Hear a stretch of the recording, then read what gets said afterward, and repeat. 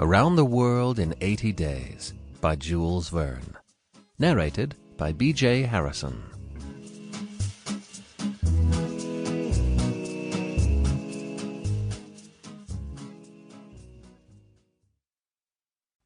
Chapter 1, in which Phileas Fogg and Passepartout accept each other, the one as master, the other as man. Mr. Phileas Fogg lived in 1872 at No. 7 Savile Row, Burlington Gardens, the house in which Sheridan died in 1814. He was one of the most noticeable members of the Reform Club, though he seemed always to avoid attracting attention, an enigmatical personage about whom little was known, except that he was a polished man of the world.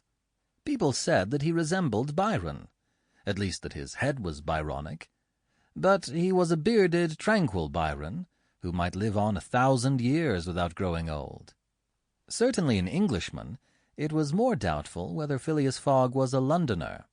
He was never seen on 'Change, nor at the bank, nor in the counting rooms of the city. No ships ever came into London docks of which he was the owner. He had no public employment. He had never been entered in any of the Inns of Court, either at the Temple, or Lincoln's Inn, or Gray's Inn.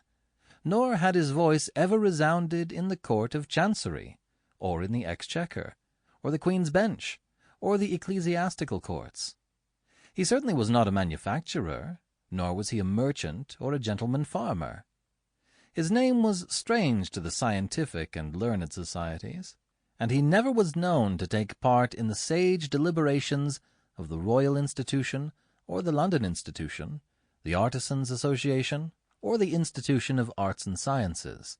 He belonged, in fact, to none of the numerous societies which swarm in the English capital, from the Harmonic to that of the entomologists, founded mainly for the purpose of abolishing pernicious insects.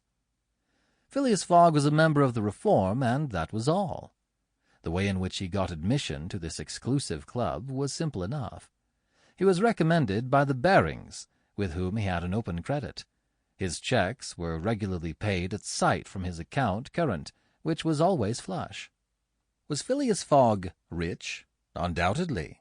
But those who knew him best could not imagine how he had made his fortune, and Mr. Fogg was the last person to whom to apply for the information.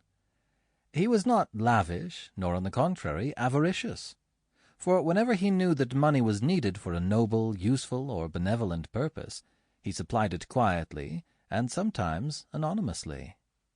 He was, in short, the least communicative of men. He talked very little, and seemed all the more mysterious for his taciturn manner. His daily habits were quite open to observation, but whatever he did was so exactly the same thing he had always done before that the wits of the curious were fairly puzzled. Had he travelled? It was likely, for no one seemed to know the world more familiarly. There was no spot so secluded that he did not appear to have an intimate acquaintance with it. He often corrected, with a few clear words, the 1,000 conjectures advanced by members of the club as to lost and unheard-of travellers, pointing out the true probabilities, and seeming as if gifted with a sort of second sight, so often did events justify his predictions. He must have travelled everywhere, at least in the spirit. It was at least certain that Phileas Fogg had not absented himself from London for many years. Those who were honoured by a better acquaintance with him than the rest declared that nobody could pretend to have ever seen him anywhere else.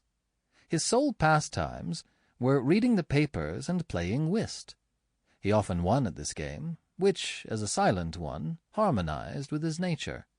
But his winnings never went into his purse, being reserved as a fund for his charities. Mr. Fogg played not to win, but for the sake of playing. The game was, in his eyes, a contest, a struggle with a difficulty, yet a motionless, unwearying struggle, congenial to his tastes. Phileas Fogg was not known to have either wife or children. Sample complete. Ready to continue?